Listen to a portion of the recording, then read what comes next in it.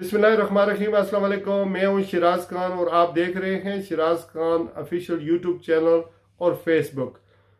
नाजरीन, पाकिस्तान में बहुत ज़्यादा महंगाई है। अगर हम अपनी फैमिली के किसी फर्द से बात करें या फिर आम आदमी से बात करें या फिर कोई न्यूज़ देखें तो वहाँ पर हर वक्त महंगाई का ही रोया जा रहा है। महंगाई के हवाले से ही बात हो रही है। तो इस हवाले से मैंने एक कॉलम लिखा है। हुकूमत जो है वो डिफेंड करती है अपने आप को ये क्या कर कि आलमी तौर पर महंगाई बढ़ी है, उसके असरात बहरहाल पाकिस्तान पर पड़े हैं। इसमें कितनी सदाकत है और फिर जो यूरोप में, बरतानिया में और अमेरिका में जो महंगाई बढ़ी है इसकी क्या वजूहत हैं और कितने परसेंट बढ़ी है, आज इसका जायज़ा लेते हैं। मैंने इसी हवाले से एक कॉलम लिखा है और कॉलम कुछ का आगाज़ जो है वो कुछ इस तरह करता हूँ। इसका उन्वान है बरतानिया में महंगाई के खिलाफ होने वाले मुजाहरे या अवामी रद्द अमल। 2008 में दुनिया भर की फाइनेंशियल मंडियों पर इस वक्त बम शल गिरा दिए गए जब अमेरिका में बैंक करप्सी की वजह से लीमन ब्रदर्स बैंक अचानक बंद हो गए। अमेरिका, बरतानिया और यूरोप की मजबूत मैशतों के गुब्बारे से हवा निकल गई, जिसे क्रेडिट क्रंच या कसाद बाजारी का नाम दिया गया। मकानों की कीमतें गिर गई, बैंकों ने कर्जे देने बंद कर दिए, कारोबार ठप और बेरोजगारी आम हो गई।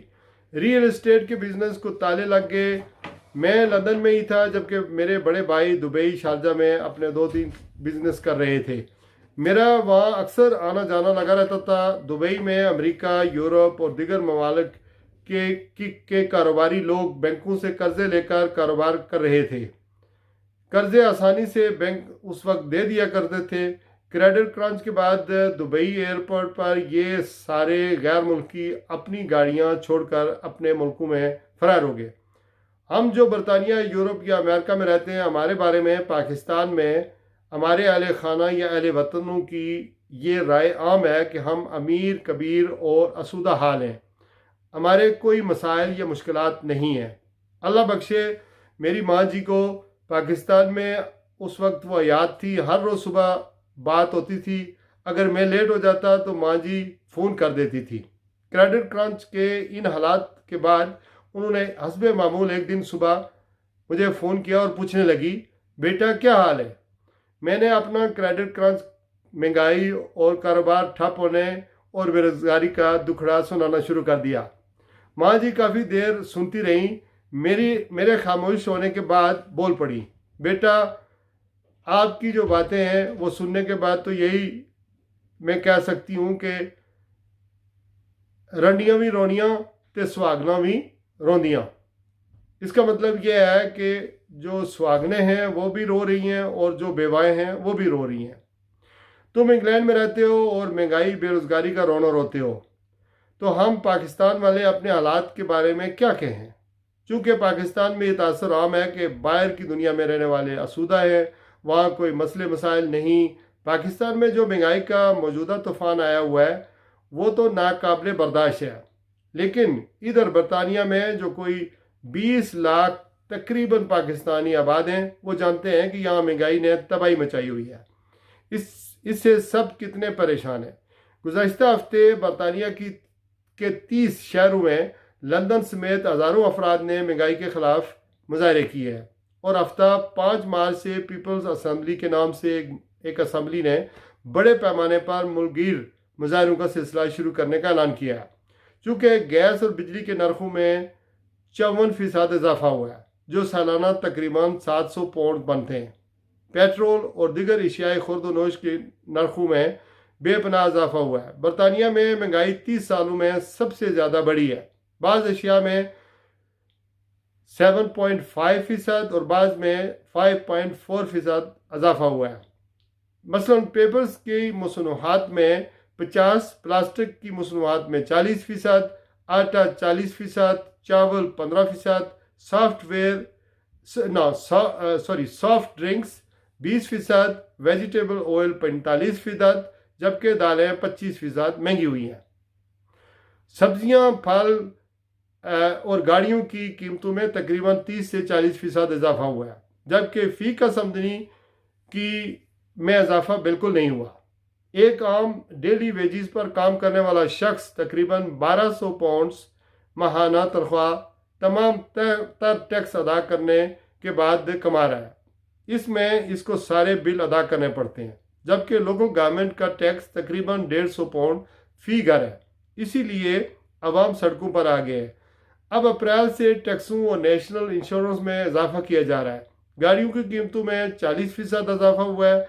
यूरोप और अमेरिका में भी यही हाल है। माहिर मैशियात ये पेशन गोइयाँ कर रहे हैं कि अगर कोरोना की कोई और लहर ना आई और यूक्रेन के मसले पर रूस और यूरोप में कोई जंग ना हुई तो बरतानिया, अमेरिका, यूरोप की मैशत को वापस इसी जगह लाने के लिए कोई 8 साल लग सकते हैं, जहाँ पर आलमी मैशत कोरोना से पहले मार्च 2020 में थी।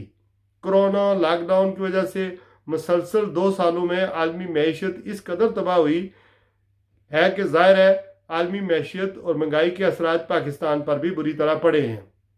और पाकिस्तान में महंगाई का जो तूफान आया है इसे मानने के लिए कोई तैयार नहीं कि ये एक आलमी फिनोमिना है या इसकी वजूहत आलमी है। पाकिस्तान में महंगाई की चंद मोटी मोटी वजूहत मैं आपको बयान कर देता हूँ। जाहिर है एक कॉलम में सारी चीज़ें तो मैं डिस्क्राइब नहीं कर सकता, लेकिन जो महंगाई जो गवर्नमेंट है उसको कहाँ कहाँ पैसे खर्च करने पड़ रहे हैं। नंबर 1, गैर तरक्याती अखराजात। एक तो ये होता है कि ये महंगाई की एक वजह है। जो पैसे हैं गवर्नमेंट के पास वो खर्च करती है, मसलन तनख्वाहें देती है, पेंशन, मरात, और फिर वो हुकूमत को लाजमी तौर पर ये अखराजात करने पड़ते हैं। और हंगामी सूरत हाल जब पैदा हो जाती है, जैसे सैलाब है, कुदरती आफात हैं, या कोई और बड़ा मसला पेश आता था, मुल्क को दरपेश आ जाता है, जैसे कोरोना वायरस के वक्त जो है लोगों को 12-12 हज़ार असास प्रोग्राम के ज़रिए दिया गया। ये वो अखराजात हैं जो लाजमी गवर्नमेंट को करने पड़ते हैं। दूसरा जो सबसे बड़ा जो हमारे बजट का हिस्सा जा रहा है वो कर्ज़ों की किस्तें और कर्ज़ों पर सूद जो हुकूमत हर दफ़ा, हर साल, हर महीने अदा करती है। दफाई अखराजात जो बहुत ही ज़्यादा है, चूँकि मुल्क में इस वक्त जो हमारे दफाई अखराजात हैं एक अंदाजे के मुताबिक वो बजट का तकरीबन 50% उसमें जा रहा है। कोरोना की वजह से पैदावार और आमदनी में जो तातल पैदा हुआ और कारोबारी सरगर्मियाँ जो हैं वो बिल्कुल रुक गई। आपको पता है जब लॉकडाउन हुआ, कोरोना हुआ तो बिल्कुल सब कुछ ठप हो गया था।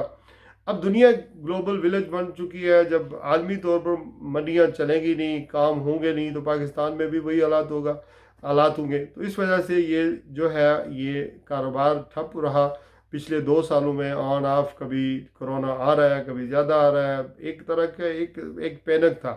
तो इस वजह से जो है महंगाई वहाँ पर बढ़ी है। आलमी सतह पर तेल की कीमतों में बेहद इजाफे के असरात, जो तेल है वो पाकिस्तान ज़ाहिर है बाहर से मंगवाता है, तो ज़ाहिर है जो बाहर भी जो तेल है वो या पेट्रोल है जो उसकी वहाँ पर कीमतें होंगी, उसी से पाकिस्तान पर भी असर पड़ता है। और फिर यह है कि हमारे मुल्क के अंदर जो महकमाना या आम जो करप्शन है वो हमारे मुल्क की मैशत को दीमक की तरह चढ़ रही है। दूसरा है हुकूमत की बैड गवर्नेंस या बुरी तर्ज हुकूमत। देखें ये जो बैड गवर्नेंस है, आप मौजूदा हुकूमत के साथ हों या उसके ख़िलाफ़ हों, जो बैड गवर्नेंस है ये हमेशा हमारे मुल्क के अंदर एक बहुत बड़ा मसला रहा है। इसी तरह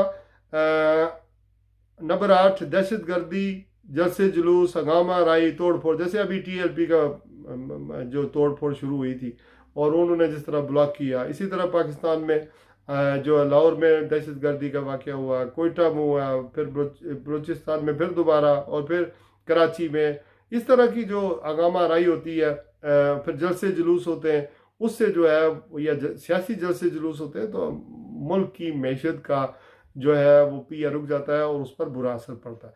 सियासी अदम इस्तेकाम भी माशी अदम इस्तेकाम का बायस है। यानी सियासी तौर पर जब हर वक्त आप कहें कि हुकूमत ये गई और वो गई तो उससे भी अदम इस्तेकाम होता है, सरमायाकारी नहीं आती मुल्क के अंदर। इसके अलावा गैर मुल्की मुदाखलत और दुश्मन अनासर की प्रॉक्सी वार भी मुल्क की मैशत को कमज़ोर करने का बायस है। प्रॉक्सी वॉर क्या होती है कि एक हमारे दुश्मन ममालिक को अभी CPEC का जो मनसूबा है, पाकिस्तान के दुश्मन ममालिक जो हैं वो उन्हें हाज़म नहीं हो रहा, तो इससे बहुत सारी परेशानियाँ जो होती हैं और लाख हैं उन्हें, ख़ास करके जो ग्वादर पोर्ट बन रहा है और चाइना का की जो मसनूआत हैं जो वो पाकिस्तान में बनाएगा वो सारे आलमी मंडियों तक भेजेगा, तो उससे बहुत ज़्यादा मुल्क को कमज़ोर करने की कोशिश की जा रही है। वहाँ पर मतलब ये कि जो दहशत गर्दी है वो उसमें मज़ीद इजाफा हो सकता है। और फिर जो अल्ताफ़ हुसैन को यहाँ लंदन में छोड़ा गया, तो उसका भी आप देख लें कहीं ना कोई उसका भी एक नतीजा निकलेगा। अल्लाह खैर करे कि कराची का अमन जो है वो फिर दोबारा तबाह हो। तो आज के लिए बस इतना ही। अस्सलाम वालेकुम रहमतुल्लाहि व बरकातहू।